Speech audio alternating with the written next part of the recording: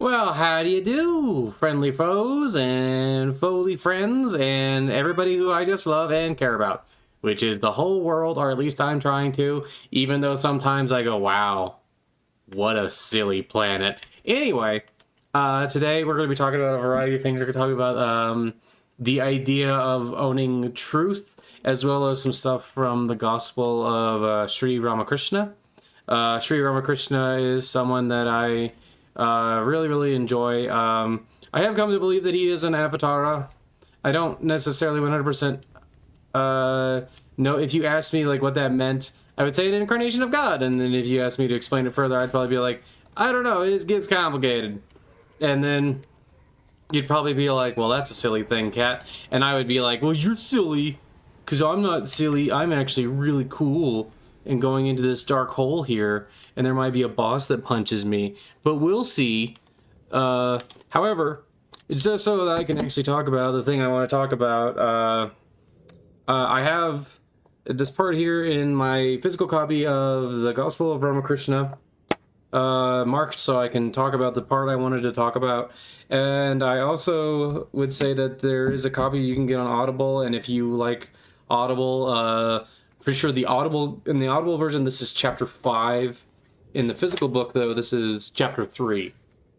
Okay, so they are a little different, because I think the audiobook has like an intro and things like that. So basically, there was a disciple, a householder disciple, who was a college professor, who came to the Bhagavan, and they were talking. After a short conversation, Bhagavan, as in Sri Ramakrishna, asked, "Do you prefer to meditate on God with form or without form?" The disciple hesitated and answered, "I prefer to meditate upon God as the formless being rather than the being with form." Bhagavan replied, "That is good. There is no harm in looking at him from this point or the other point. The idea that alone point of view. Yes, okay, that's why. Okay, let me do that again. That is good. There is no harm in looking at him from this point or the other point of view. Yes, to think of him as a formless being is quite right, but do not go away with the idea that this alone is true and that all else is false. Meditating upon him as being with form is equally right. You, however, must hold on to your particular conception of God until you realize that you have realized and seen God." The disciple asked, "Bhagavan, one may believe that God is with form, but surely he is not in the earthen images that are worshipped." Sri Ramakrishna replied, "My dear sir, why do you say earthen images? The image of the divine being is made of the spirit." The disciple could not understand the meaning of this, but answered, "Yet should it not be one's duty to make clear to those who worship images that God is not the same as the images, and that at the time of worship they should think of God himself and not the image made of clay?" The Bhagavan said, "The Lord of the universe teaches mankind. He who has made the sun and the moon, men and brutes, he who has created things for them to live upon, parents to tend them and rear them, he who has done so many things will surely do something to bring them to the light. The Lord dwells in the temple of the human body. He knows our innermost thoughts. If there is anything wrong in image worship, does he not know that all worship is meant for him? He will be pleased to accept it, knowing that it is for him. Why should you worry yourself about things which are beyond your reach? Try to realize God and love him. That is your first duty. You speak of images made of clay. Well, there often comes a necessity for worshipping such images and symbols. In Vedanta, it is said, the absolute existence, intelligence, bliss pervades the universe and manifests itself through all forms. What harm is done by worshipping the absolute with images and symbols? We see little girls with their dolls. How long do they play with them? As long as they are not married. After marriage, they put away their dolls. Similarly, one needs images and symbols so long as God is not realized in his true form. It is God himself who provided these various forms of worship. The master of the universe has done all of this to suit different men in different stages of spiritual growth and knowledge. The mother so arranges the food for her children that each one gets what is best for them. Do you understand? The disciple said, "Yes, Bhagavan. Now I do, but revered sir, how can one fix one's mind on God?" Sri Ramakrishna said, "To that end, one must always sing forth the holy name of God and talk without ceasing of his glory and attributes. Then one must seek the company of holy men. One must, from time to time, visit the Lord's devotees who are given up to attachment to the things of the world for the sake of the Lord. It is, however, difficult to fix one's mind upon God in the midst of worldly cares and anxieties, hence the necessity of going into solitude now and again and meditating on him. So then he talks about like how it's important for you to, you know, dwell on God and constantly try to go to God, and how sometimes you need solitude for that, especially when you're just starting out. We're going to skip ahead just a little bit, though, to... Is this...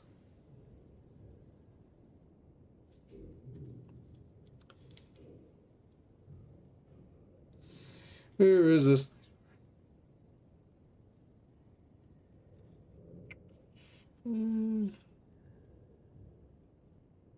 Next, see.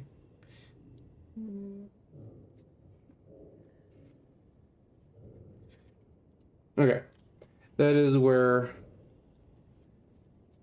I will stop at that point for now. Oh, wait.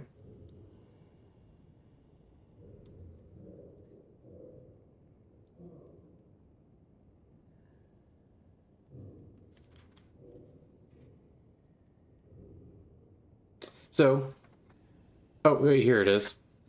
Whether you live in the world or renounce it, everything depends upon the will of Rama. Throwing your whole responsibility upon God, do your work in the world. If you cannot do this, what else can you do? If a clerk be imprisoned, when the term of his sentence is over and he comes out, tell me, will he pass his time dancing for joy over his release or resume work as a clerk? So when the householder is liberated from the prison of the world, will he spend his life in rejoicing over his liberation? He may continue to perform his duties as a householder, if he so desires. He who has attained wisdom makes no distinction between this place and that place. To him all positions are equal. He who has found God here has also found him there. When the tail of the tadpole drops off, it can live in the water and on land.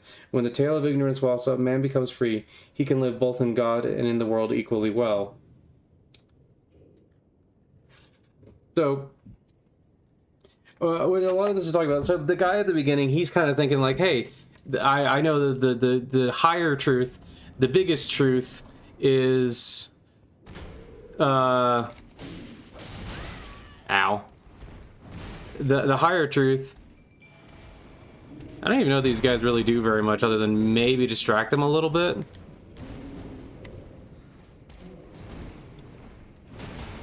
Yeah. Oh. I'm still alive somehow. That's crazy. Sip, sip. So now let's see here.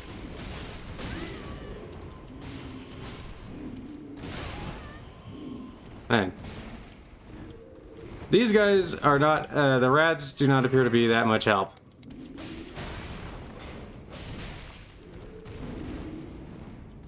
Thank goodness I have so much healing. Otherwise, this would definitely not work, although...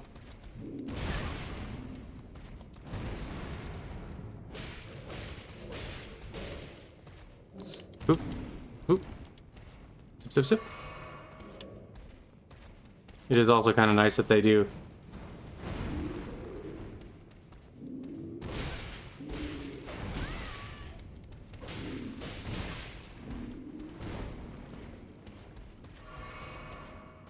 Alright. But, so basically what he's saying, well, shouldn't we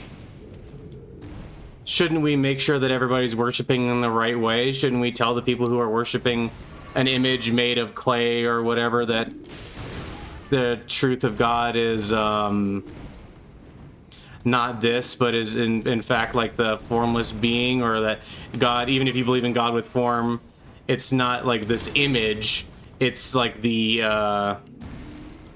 let's see. There we go.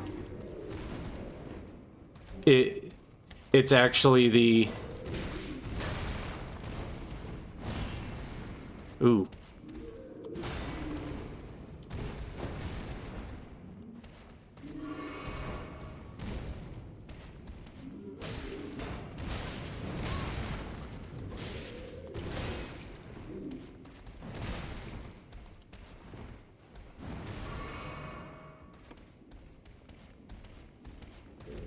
I wonder if I can actually get these guys.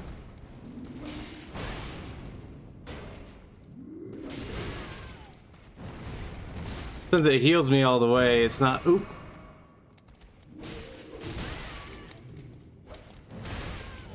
Oh, that was dumb of me to go right back into that, but it's okay. Oops. That was the wrong time for me to do that.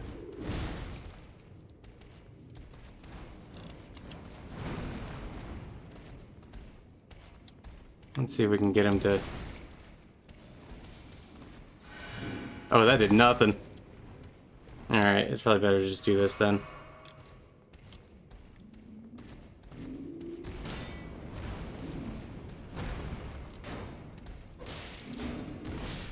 Hey, actually got one. Hey.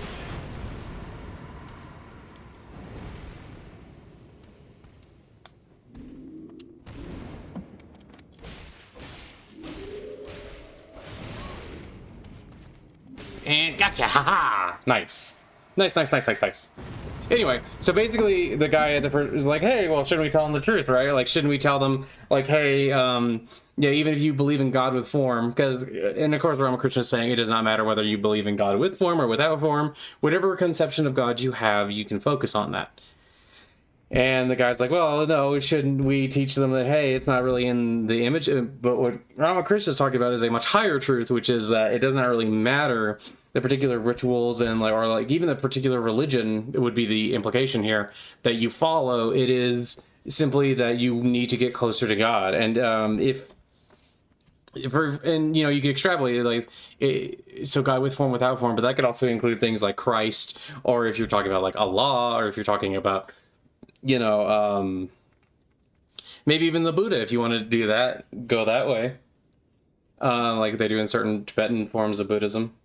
But God has created all of these different ways for people to worship, and has created all these different ways for people to contact him. And Ramakrishna is also saying that, you know, God has done so much to make sure that you're taken care of, or has done so much to make sure that, you know, there are, you know, like you have a mother and father, and that there are various different things that take care of you. And even if you don't have the greatest life, you still have like things that take care of you, even if it's just like plain food and water, or like things like that. And even when you're dying, there are still things that take care of the body and like all this stuff. Basically what he's saying is that God pervades this whole universe and takes care of everything. And you think that, what, because someone worships a particular image, or they think, or they worship the image like it is God, that itself is wrong. It's like, well, no, God provides all these different means for people to come to him / her. And, you know, it's like there's so many different means of understanding and going with God and believing in God, that it, or like the images that you can focus upon, the things that you can focus upon, that you shouldn't really be concerned with what people are doing, and that there are various different ways to do this. And so the disciple finally, the householder disciple finally comes to understand. It's like, oh, okay, I understand. We need not focus terribly much on like, are you doing it the quote unquote right way? What we need to really focus on is, you know, increasing our own love of God, and increasing like our understanding and our perception of the divine. We need not be terribly concerned with just one way of doing it. There's lots of different ways of doing it, that sort of thing. So then he's like, okay, but then in that case, if the best thing to do is to focus my mind on God, then what should I do to focus my mind on God? And Ramakrishna gives him some examples, like, you know, you want to sing the name of God constantly. You're like, whatever you're doing, you want to give that action over to God. You want to give yourself wholly over to the... Don't you do your magic arrows at me, young man. Whoop. Ooh, that actually did more damage than I thought it was gonna. But that's okay. Sip, sip. Shrine gate's closed. I don't actually remember how to open, ow, it. And if there's actually a way to... Stab. Although I should definitely kill that guy with the arrows, because that might just be a problem if I don't.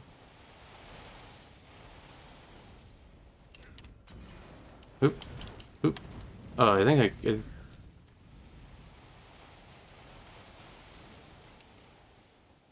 Hey, bud, could you, like... not do that, please? And oh, you have a lot of health. But I guess you are the champion kind, aren't you? So that just makes sense. Whoop. Don't you be doing Artorias attacks at me, young man.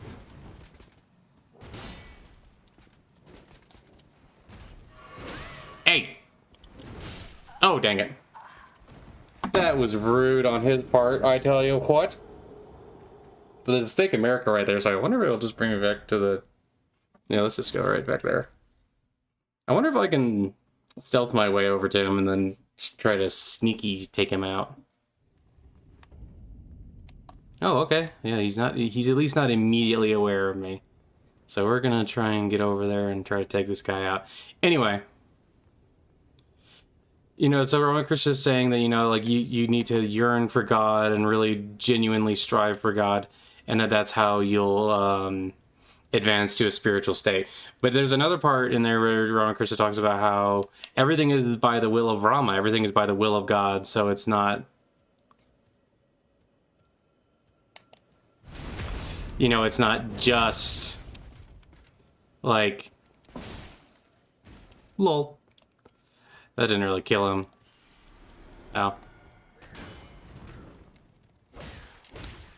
So what you truly need to do is rely on God.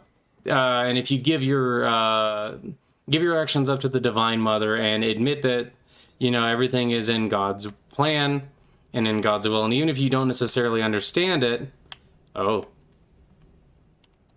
even if you don't necessarily understand it, that doesn't mean that it's not, you know, part of God's will, and that it's not the way...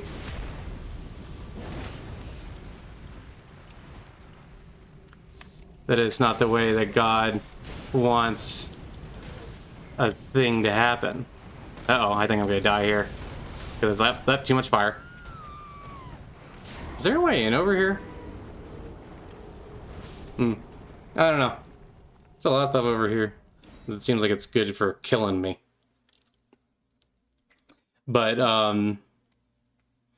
yeah, you give up your actions and you say that everything is by the will of God, and you understand that, and it'll help bring you peace and help bring you understanding, but it will also help bring you closer to God. Because, you know, if you just say, you know, Lord Rama, or, you know, whatever, I am your disciple, I will take whatever decision you give, please, you know, bring me along. That is the most effective way. And that if you do it like that... I kind of want to kill this guy. Even though I don't really need to. Yeah, I just... Hey, stop burning! Ow! It's rude. Excuse me. Zip.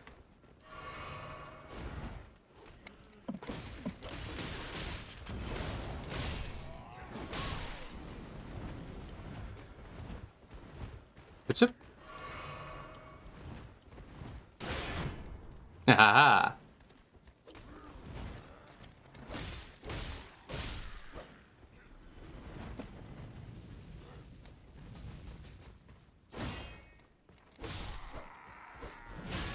Ow!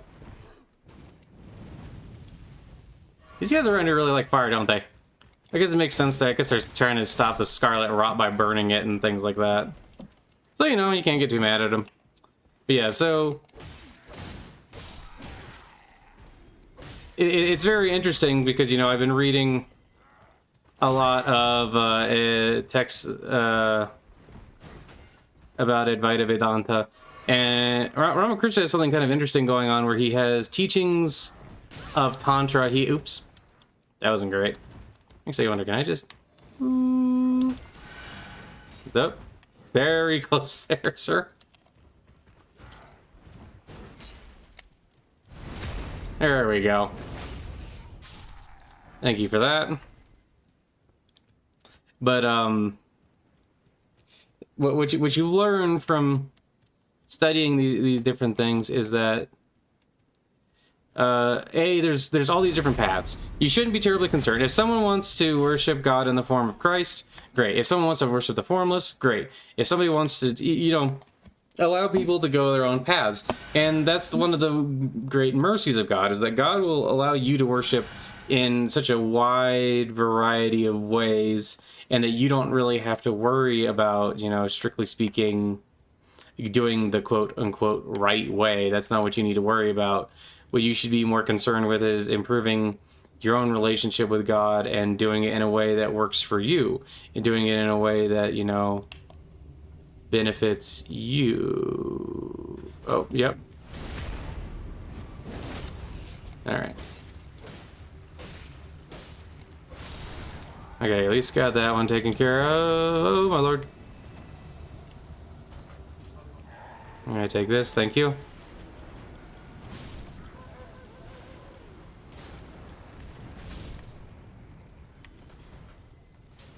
Thanks for that. I'm just gonna take this. Is there anything else? Anything else I need to do back here? Oh, I didn't actually grab.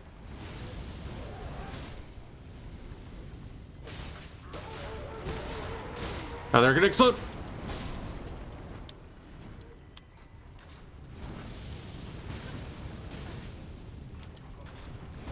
Am I just stuck in the corner here? I think I am. Oh, dang it!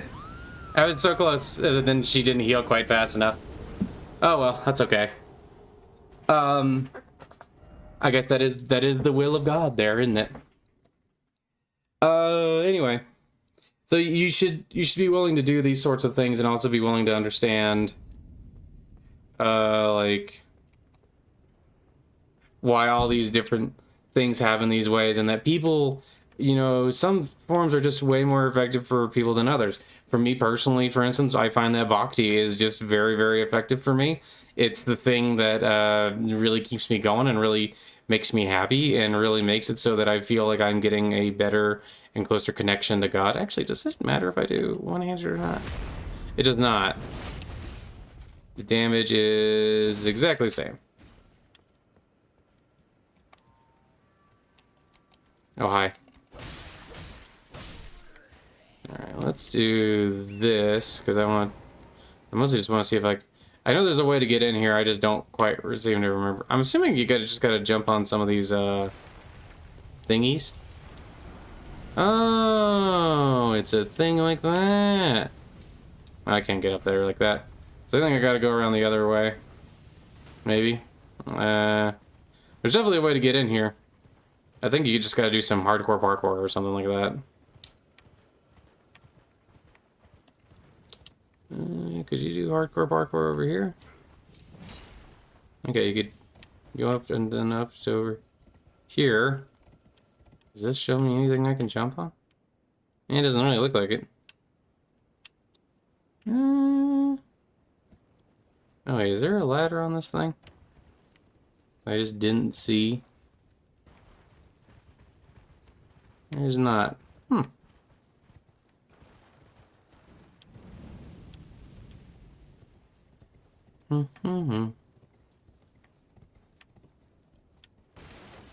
Oh, it's over here. Okay.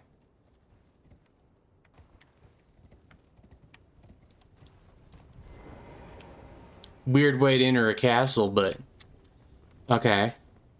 I'll do it. I would also highly encourage you to understand, of course, that people can have different religions. And if someone also just doesn't believe in God, I mean, yes, I would say that they are not technically correct. I think that God is definitely real. But, I'm not going to be terribly concerned about, the way they live their life. Part of what Ramakrishna is really telling us here is that we spend way too much time worried about how other people are doing things and what other people are doing. But the truth is, if we're truly concerned with our own spiritual development and things like that, that's not what we should be focusing on. We shouldn't be constantly worrying about how other people approach the divine, or whether or not they even believe in the divine.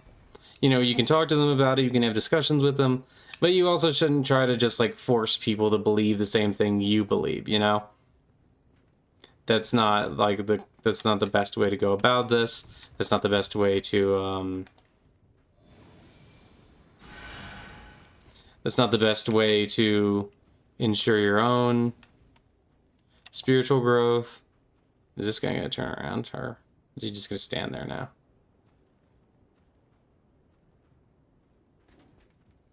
Yeah, he was just gonna stand there, I guess. Or actually, I don't know that for real. Hey, don't stab me, try to stab me through the wall. I was gonna do that to you. Oh, God. Hey, I'm still alive. Oops, nope, wrong one. Sit, please. Open, please. Grab, please. Oh.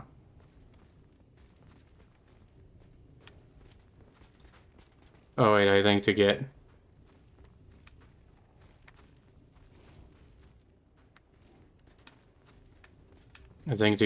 back over... I wonder, will the rats distract this thing? Wait, where'd they spawn? Ratties? Oh, that's right, they tend to take a minute, don't they?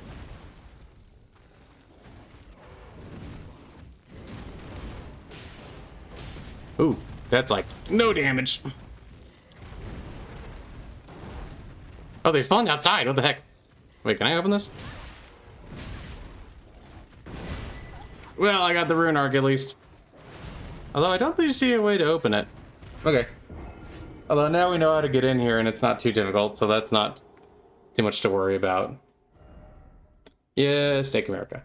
So I hope that you guys kind of understand what I'm just trying to give to you. Let's see what's in the top of this tower, and then I think we'll end the video. Roll. I also would very highly recommend going through the Gospel of Sri Ramakrishna. I think it's very good. I think it really has helped me understand certain things. I think Ramakrishna is definitely... Oh, there's the souls. I'm going to be less concerned with the souls for right now, and...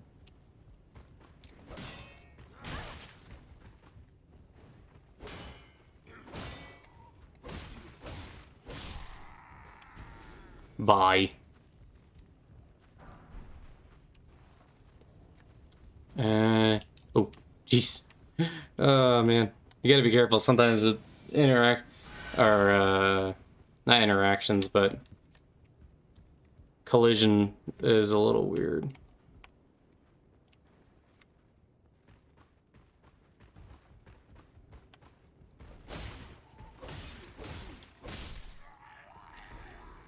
Now you come here.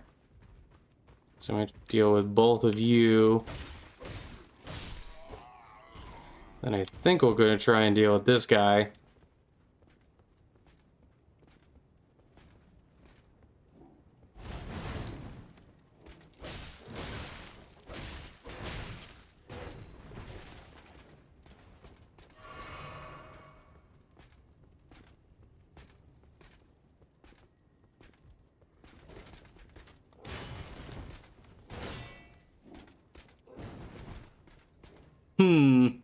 A duel.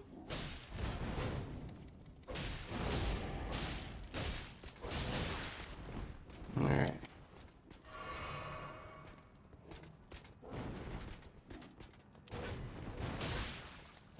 Ooh, backswing.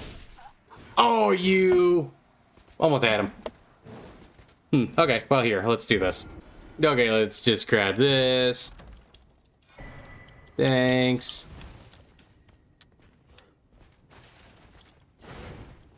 I'm just gonna roll past you guys because I just realized I'm just gonna go up here anyway. This is the only thing I actually care about in this area. Well, kinda. I don't actually know how you open up the front gate, so...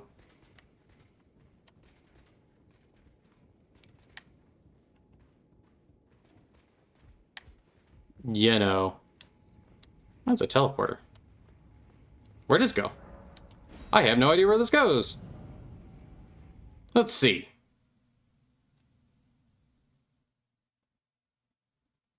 Boo-ba-doo-ba-doo-doo-doo-doo-doo.